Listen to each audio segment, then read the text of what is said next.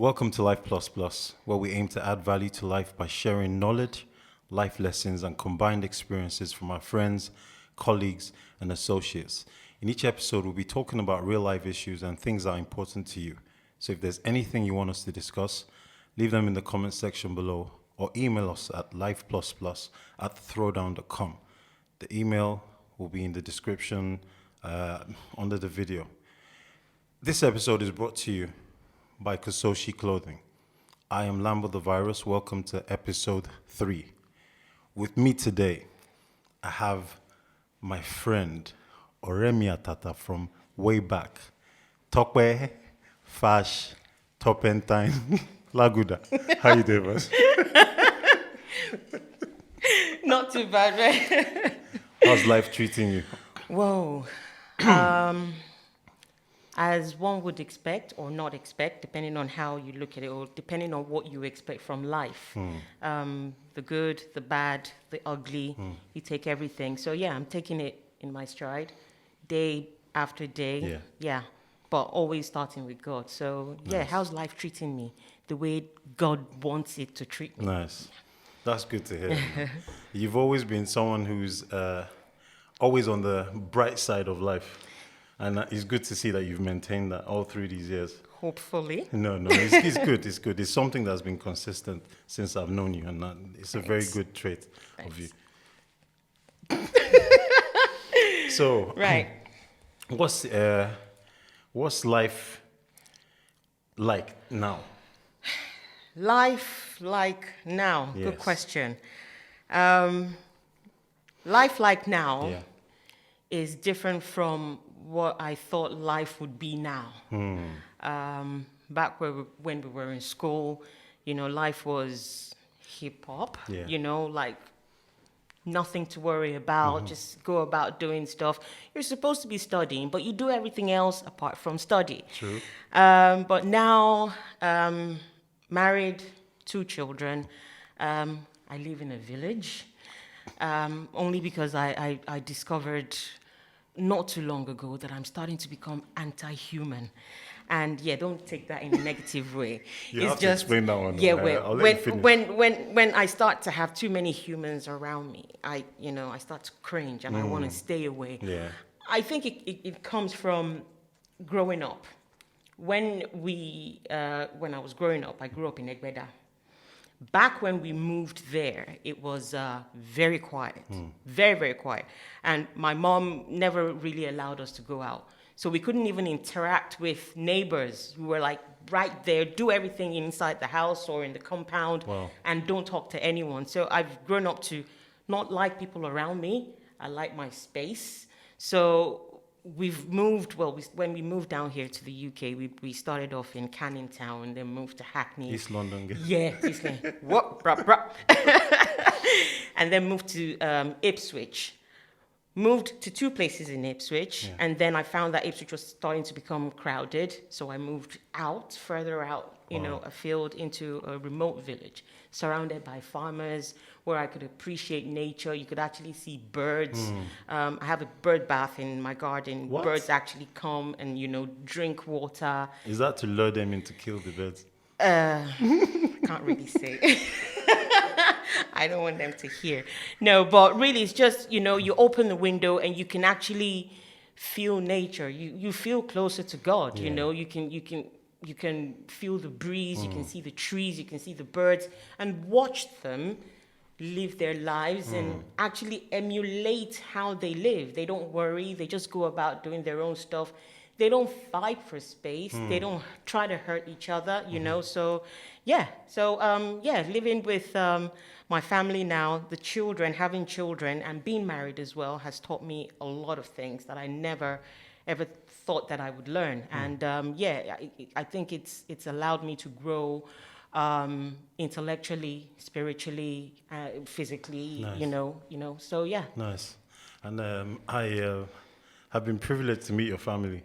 And you've got a wonderful family. Thank you. One thing I like about your family is the kind of relationship you have with your kids. I've seen, you guys do videos on social media, and I've met you guys, and the kind of closeness you have as a family is really, really worth emulating. It's stuff that I see and I admire. Is that how you were with your parents? Good question. So I lost my mom when I was really young. Well, I was still in secondary school then, and I wouldn't say that I was close to her. I was close. I was as close as a child could be to her mom. I was close enough for my siblings to call me spoilt brat, you know. So I think, well, that says it all. I was close enough. After my mom passed away, I didn't really become close to my dad until, well, there was this brief period between secondary school and university, and only after I had children, because I didn't really know him when my mom was alive. But if anything, losing my mom, and I mean, my dad and I would banter over the phone, would laugh, would, you know, gist. My dad is very, very naughty, by the way. But I wanted a situation where my kids, they're not my friends right now, by the way, they're my children, but a situation where they grow up to be friends with me, and also while growing up, they can see me as not just that person. No, I don't want them to be afraid of me. I want them to respect me as their mother, but also see me as that person they can talk to regardless of whatever it is that is going on with them. And I say this because a lot of things happened to me as a child, and even in university. I couldn't tell my mom before she passed away. I couldn't tell my dad a number of things that happened to me. And on the one hand, you know, the shame is there. You don't know what they will think about you. Yeah, you probably put yourself in that situation. And actually, I tell a lie. There was an incident that I told my dad about. This involved a relative, and my dad, bless him, he didn't believe, and he was like, "Oh, that's not even possible. Come on!" Like I was making it up, and I thought, okay, how can I make this up? I'm going through it right now, and I'm telling you, I'm going through this, but you don't seem to believe me. And yeah, that didn't leave. You know, it wasn't something that I thought I would want my children to go through. For me, my child tells me something, I fight first, and then find out, okay, what happened later. So yeah, What was it? What was it?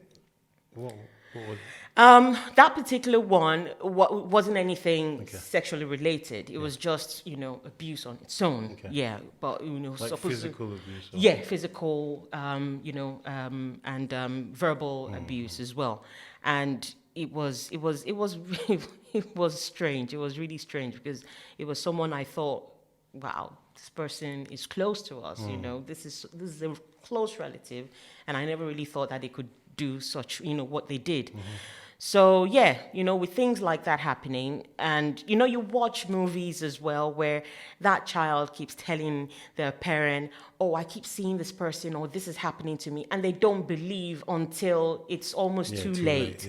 Yeah. So seeing things like that and even experiencing them, I worked on that sort of relationship. I mean, I could tell my child off or my children off, scold them silly. But my daughter, she's important because she would still call me and go, "Oh, Mommy, you know what happened today? Can I tell you what happened today?" Basically, because that's how they start sentences. Basically, so-and-so really annoyed me, and she's telling me about her day. Yeah. And I get her to think about what she could have done better, because you claim these people are doing things to you, but what about what you have done to them? So when you have conversations like that, it really helps. It does. It does. Yeah. And it strengthens the bond between mom and daughter, mom and son, dad and child. It's a good thing to have for someone to know that in this world where we have all these negative influences, your child can still see all these things outside, but come and give you what he or she has gone through to get your opinion and your direction. It's a good thing. Sure. Wow. Yeah. So. Wow. I really like it. You know, it's something that I try my best to do. Like today, on my way here, there's something my son told me. He asked me. He said, that when I was growing up, did I do life lessons? So I was like, why would you ask that? That And he question. said, yeah, because he said each time someone asks me a question, that I don't just give a straight answer. I try to, come from some philosophical angle or something. And this boy is what? He's only 12. He'll soon be 13. Wow. Yeah, so it kind of, when you hear things like that coming from your kids, it gives you an insight to the vision or the perspective they have of you. Yeah. What he sees, what he hears. And it's funny because that the same thing your son asked you, well, I don't ask my husband that. I tease him. Because whenever we're having a conversation, he goes from a spiritual angle all the time. I know. And he makes me feel like a sinner. And I'm like, you know what? Can we just talk from a worldly perspective? Please, Jesus. I call him the person who should have come to die for us, but went to buy Iru the day Jesus came to the world. Every time he must always come from, and it's good, because I guess it's sort of the only way you can be sane in this environment with all the things that are going on in the society. I mean, the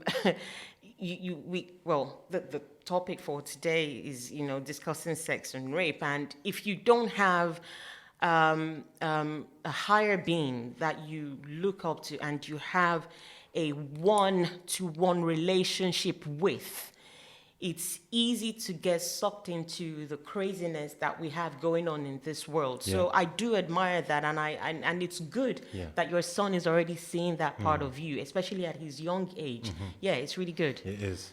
I agree with what you're saying about we need to have like a higher power that we submit ourselves to, just for the sake of giving ourselves order. Yeah. Because once you submit to something, it means you're under authority. Yeah. If that free will, and which we have obviously or with God, it's not that free will I'm talking about. When you have the free will of I don't need to conform to anyone else or to anything else. Yeah. I feel it's very dangerous. And that's why we have a lot of chaos in the world right now. Yeah. And that being said, even the ones now that they claim they have someone they're conforming to, someone that they are subjected to his authority. So someone that has called them. I know this is something you want to talk about. It's I think that's a different level of hypocrisy. That level of hypocrisy, I can't even fathom. As in, you go church on a Sunday, you open your Bible.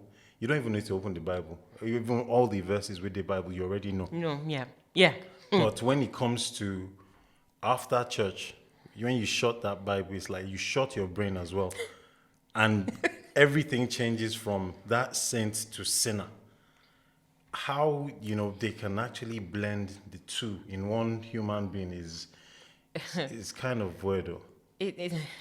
Especially when you have people that are looking up to you. To you.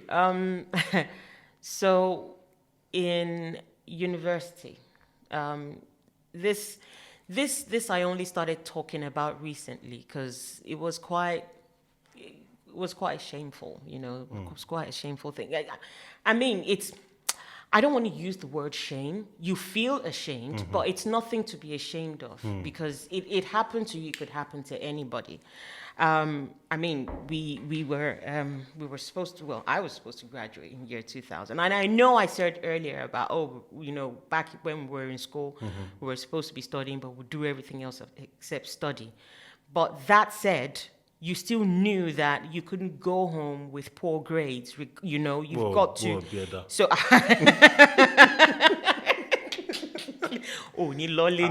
As in, so even if it was a case of cramming a night before your exam, you had to do whatever you had to do. But doing whatever you had to do, for some people, did not include sleeping with the lecturer. I fell into that category, and I say that because I can't speak for other people, and I know there were other people that did it. Yeah. And so whilst I was supposed to graduate in 2000, As a matter of fact, I stopped going to school. My dad actually went to meet the vice chancellor to demand what was going on with me. And they called through to my department, and it was a case of, oh, Fashola Evelyn, she has graduated. I didn't write any exams, I didn't do anything, but they ring through to my department, oh, she has graduated. Really? I spent about 4 years looking for missing results, and this was as a result of 3 lecturers that wanted to sleep with me in order to graduate. One of them categorically said, oh, you want to graduate? That's the school gate. Be going. You open leg for all those tight trouser boys under the Senate building. You think I don't used to see you, eh? And instead of you to come and give me, you are rude, you are cocky, This man had a child in my class back then. He had a child in my class. He didn't care what she did with her life. As far as he was concerned, he wanted something from me. I didn't give him, so you fail. Wow. It was a given. Then there was another one. Now we're talking about men of God. This one would actually preach to me.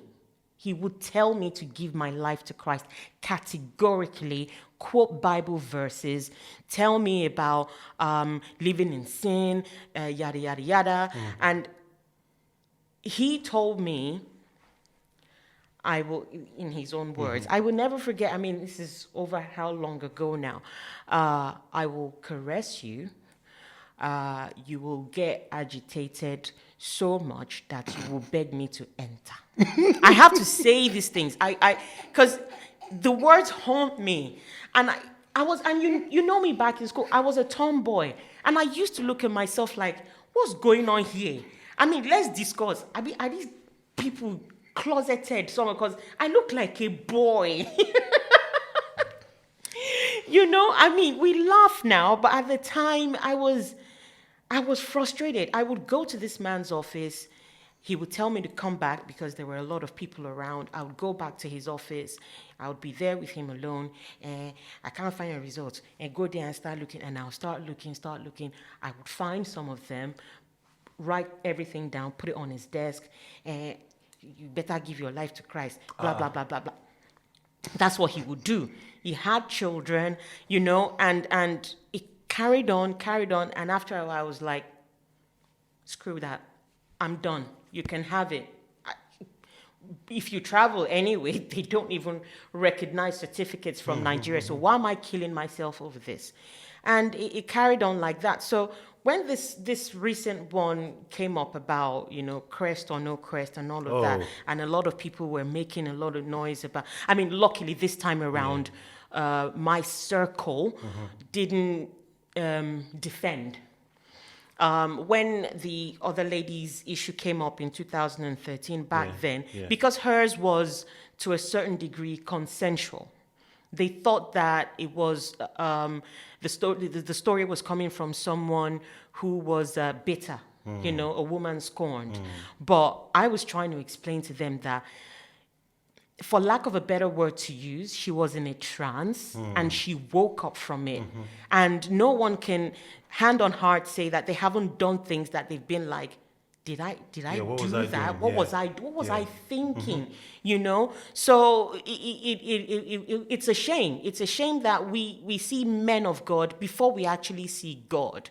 We look at these resources from God, the Creator, and we forget about the source. Oh, my pastor said this. My pastor said that. But what did God say? Did God say that, when he comes down from the pole? I've heard things, Lambo, I've heard things where pastors would tell their victims, sleeping with you inspires me and gives me messages from the Holy Spirit. Sick things. It's just, it's scary, and it's become an epidemic. It has become. And apparently the first person you were talking about, the one that happened to be quote unquote consensual. When he was accused, he said God said he shouldn't speak.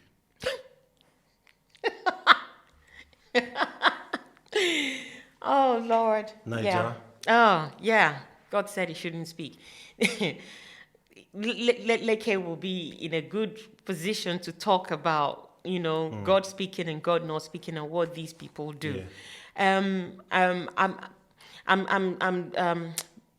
I'm commenting based on comments that I read online. You have some people that are like, why is she just coming out? I mean, I'm only just really talking about what happened to me in year 2000. True. Even now, I still can't believe that I'm talking about Yeah, it yeah. because I don't have closure yet. Yeah. And that's big actually coming from you. You are someone who I would say is very outspoken and very brave, very courageous. But you see, so for some, you saw me as someone brave, or you see me as someone brave and courageous, but at that time, I wasn't.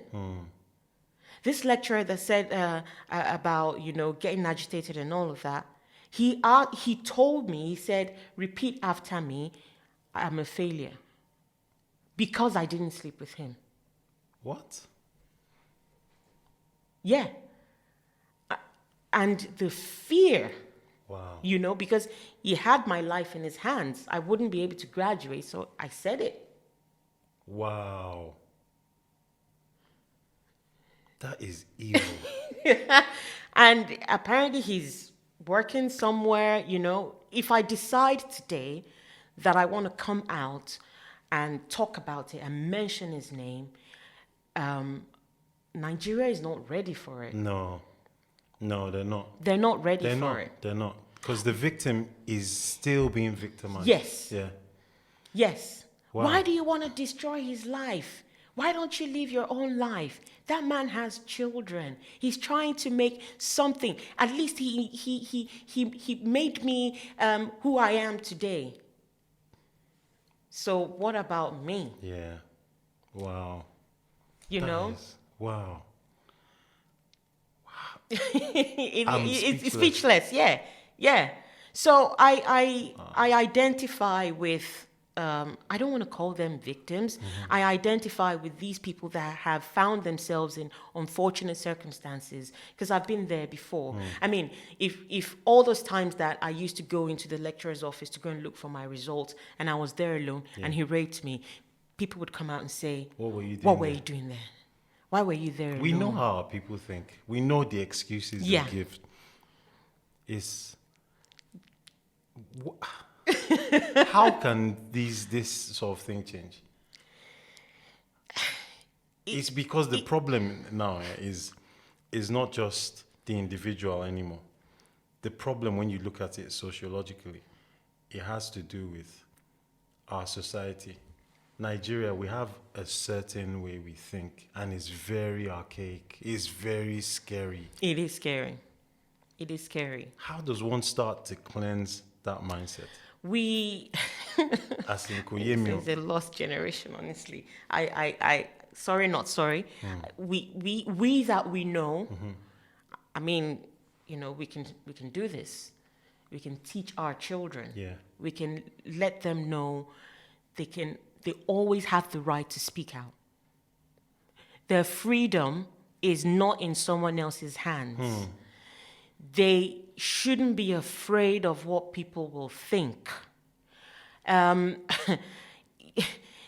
they should feel free to talk. I don't know how much I can stress that bit. Feel free to talk, especially to, some. Someone It's you're a gray area, because I want to say talk to someone you really trust, like your parent. But we have parents that molest their children. Yeah, true. Wow. It's a sick world we're in. It's a sick world we're in. It's sad. It's sad because that guy, well, let's just say allegedly now, because they haven't, they're not, allegedly. He was like a father to these people now. How old is Spiritual he? father. Not age-wise. Your spiritual father in most cases he's got more of a hold on you than your physical father. not me. For most of these people. Yeah. That's why you see them in the comment sections as saying, Comment section. That's why they have power oh now. my God. Oh my Yeah, God. yeah. Yeah, that's what you say. See, I grew up Catholic, and when I go to church, I go to a Catholic church.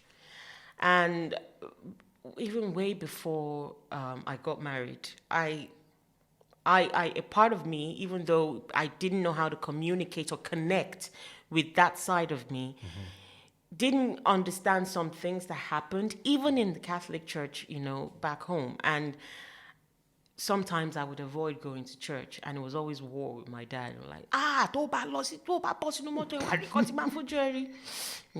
right, okay, so so having met my husband, who was at the time, and I say at the time because he was spiritually older than me, but I think we are mates now. I think I'm even older. He still does. He still teaches me a lot of things about spirituality.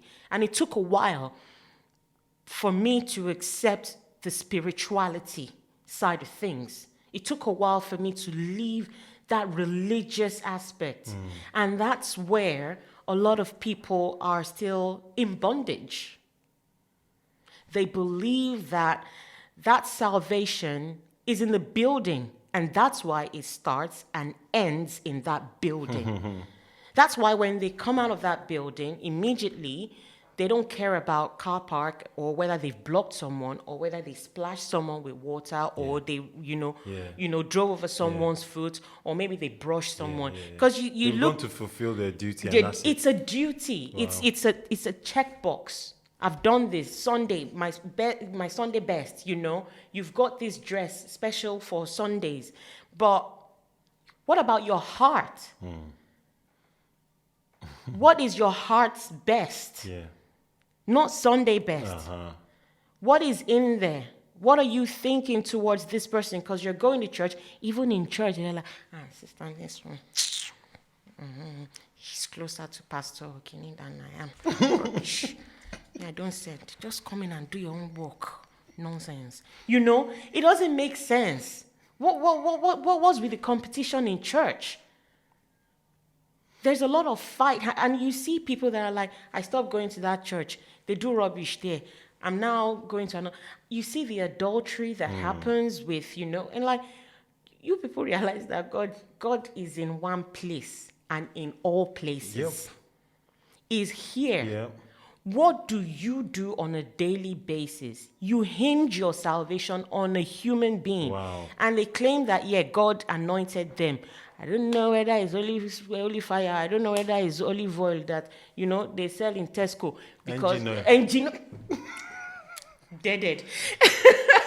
You were about to make a point about... The disbelief comes from the who and not the what. Yeah. And I mean, these people are very, very smart as well. They know that if you go out there and tell people I did this, they're not going to believe you anyway. I watched, I don't know if you ever watched The Good Wife. No. Okay. But I know of it. Yeah. I'm watching it again, and it was such a massive coincidence that the week I started watching it, this, issue came out. There was one episode where a professor was, allegedly sleeping with his students. And one of them reported him, made a claim against him. Long story short, his wife was his pimp. You're joking. She knew about it. Initially, she denied, but after a while, she just, so owned up to him. Like, okay, well, he publishes books. She's the writer, and she knows that as a woman, she's never going to get anywhere. So her husband is the front for it, and she satisfies him, by giving him students. Wow. There was another episode where, again, this woman, his wife, knew about it, and someone was going to bring a lawsuit, against him, the husband. But unfortunately, the claimant was having a difficult time being believed because she was a masseuse.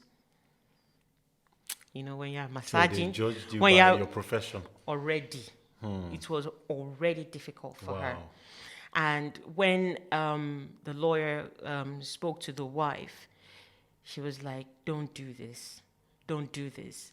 My husband is doing a lot of work for women in Africa.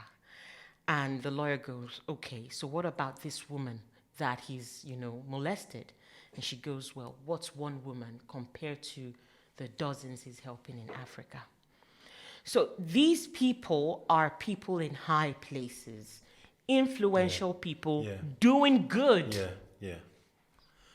There's a name for, you have different types of rapists. Oh, yes. Yeah. Oh, yes. Yeah, there's a name for that sort of rapist. Yeah. It's a power assertive rapist or something. Well, I've probably given it another name. Okay. So there is the forceful one, which is what people often expect. Yeah. There is the contractual one. How many people read terms and conditions? So you sign, and it covers them legally. So they're allowed to do whatever they want to your body, whether you're a man or a woman. But you've signed an agreement to say that you're their mistress or their toy boy or whatever. Are you for real? Oh yeah. There is the look. 50 Shades of Grey. Oh yeah. That was what he was doing. Yeah. And if you follow the story, if you look back at his own life, he was abused as a child by a woman who was older than him. Way older. It's R. Kelly syndrome, isn't it? Grooming, So there is the contractual one, and then there is the manipulative one, where they manipulate you into thinking you are helping them. Like, okay, if I do it, I have to do it. I don't have a choice. It's for Bishop so-and-so. It's for Alaji or Chief, or Professor this and that. It's to enhance the ministry. And the ministry is the ministry, So to help the ministry, I have to help. It's maybe this is my calling. Wow. There are different types of rape. So when somebody comes out and says, oh, I had an affair with this person and I just realized that it was wrong, people need to listen to them. Let alone someone who outrightly comes out to say, I was raped. Now, moving on to the person that was forcefully, taken, you have the fight or flight response. But I have a third one, fright. So some people will fight, like we will die here today. Maybe you would do necrophilia and sleep in my dead body, but this one, you're not entering me live. There is that one. Then there is the, flight, run immediately. Then there is the fright. That person is paralyzed with fear, can't do anything. And that came to me this evening before I came here, because the most recent, story that came out about the one that was just there on the sofa, she couldn't even do anything. And someone was like, oh, really? You couldn't even fight? I learned that fright from my children. So when you asked me earlier, and life, being married, having children, I've learned a lot of things. Have you ever done homework with your children? How are you still alive? Or not even in prison? Oh, Jesus. Doing homework with children. Patience. On another level. On another level. Yeah. Now, with my kids, and I don't know if this happens with yours as well, but, okay, I'm teaching you something, right, okay, do this, do that, and then they do something else, and I'm like, what's wrong with you? Kilo my share, blah, blah, blah, blah, blah. My children freeze. You don't see them freeze physically, But if you ask them at that point in time, what is 1 + 1, they They cannot won't know. answer. Yeah. And the expression on their face is like they're thinking, but they're not there. Yeah. To be fair, I'll be lying if I say Nami they do the homework, and it's for this reason I don't do it, because my wife takes over, because she's very kind, very patient. Me, I don't have that sort of patience. I'm saying, I've told you this thing. 1 + 1 is 2. You're right, and it doesn't help. It doesn't help. It's because of how we were raised. Yes, and these children are so different. They're so different, and the environment now is different. Their generation is different. You know, I guess that was a mistake our parents made, because they brought us up the way they were brought up. And that's why you find a lot of us, either we read economics, we read mathematics or biology or engineering, you find us singing, you find us dancing, you find us cooking, or doing comedy. We are not doing what we went to school to read, because they didn't understand us, as children. So but you're back to the fear thing, So the fear thing, part of it, they're there. And you can get the aftermath of that could possibly be that they don't even talk about it to anyone. And they shut that part off. Like it never happened. Like it never happened. And they just go about their lives normally. Wow. One of the episodes I told you about in The Good Wife, where this lady was a masseuse, she ended up not filing that suit. She just got up from the law firm and walked away. So Alicia Floric ran after her. Why? Do you not want to go ahead with this? And she was like, let someone else do it.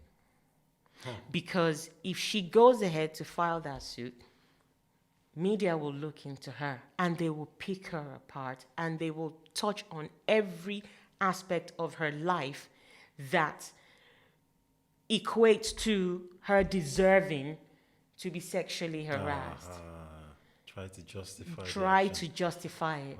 Wow. Her bank account was in the red last month. She's looking for money. That's why she's filing this suit. Because as a masseuse who's helped loads of clients, even giving them happy ending and all of that, why all of a sudden is she unhappy with this professor? It's a tough world. It is. I know the answer to this, but I just want to ask it. It's a stupid question. No, there is no stupid question. Is there ever a reason where you can rationalize rape?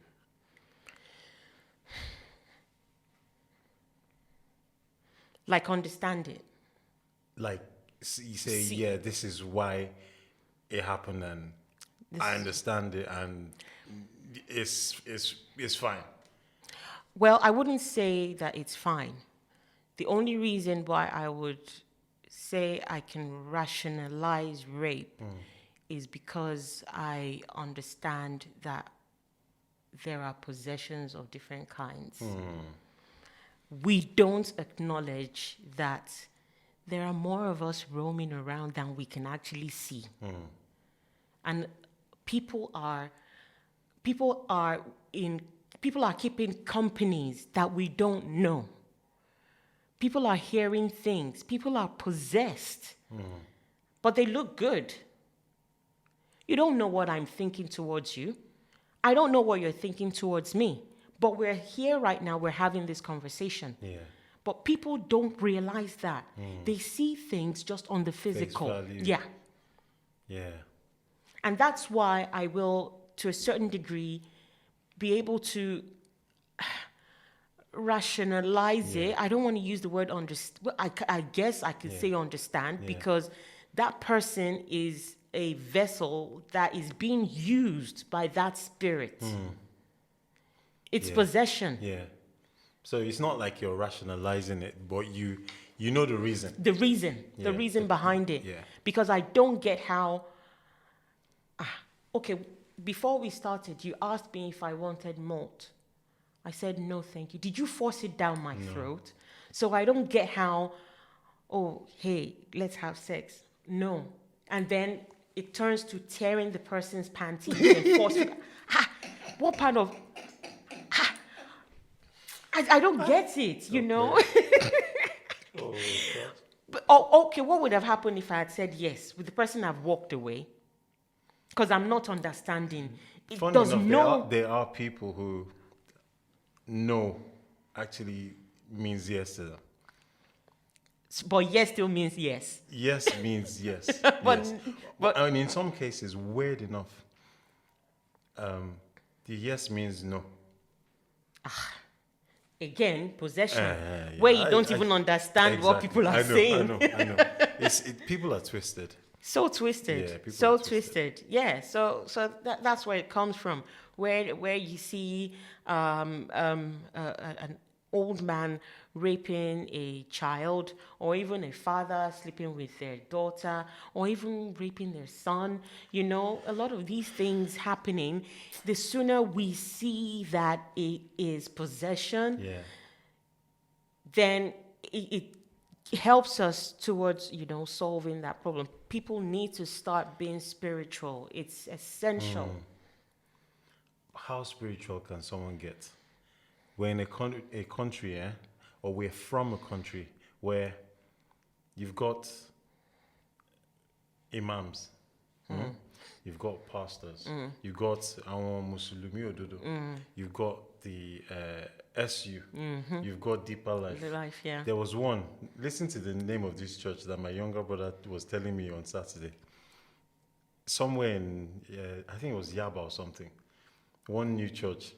The church is called One Leg of the Body of Christ. One Leg of the Body of Christ. That's the name of the church. Yeah, have you heard of Jehovah Sharp Sharp? Ha. Okay.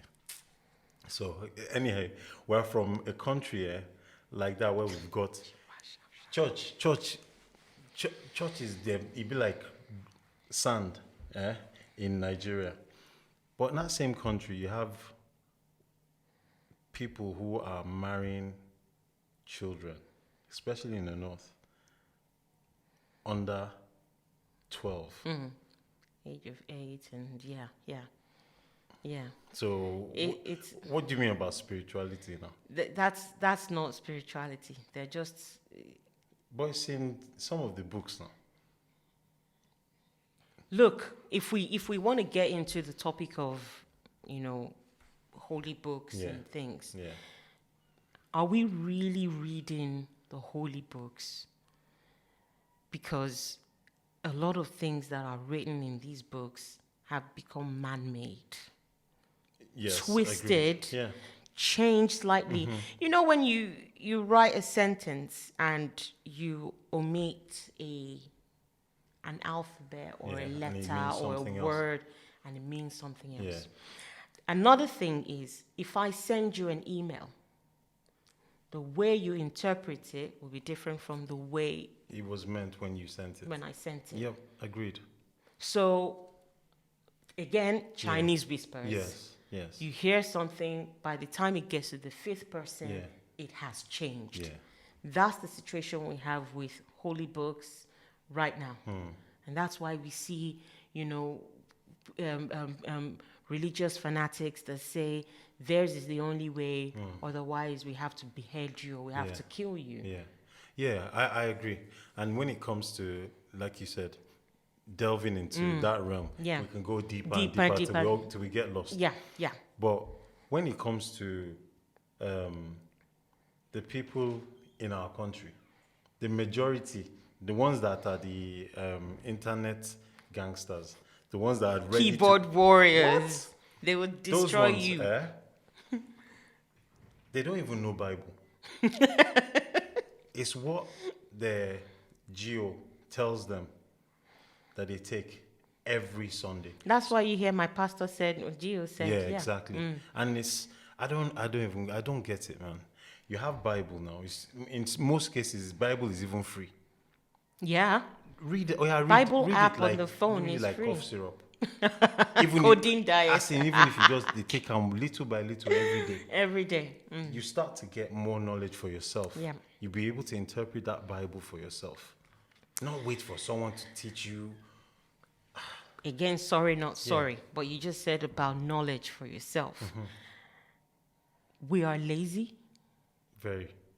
We don't like to read or do our own research or find out or develop ourselves. We always like to rely on that person who seems to know it, to tell us, feed us, give us that information. Yeah. Now, the minute you hear, oh, you have to go away and do this by yourself, It's a chore. I don't get time for I that don't get kind of thing. read. We'll get time for that one now. My God. That's the problem. Yeah, agreed. They don't want to learn. So it's easy for them to just take it all in from their pastor.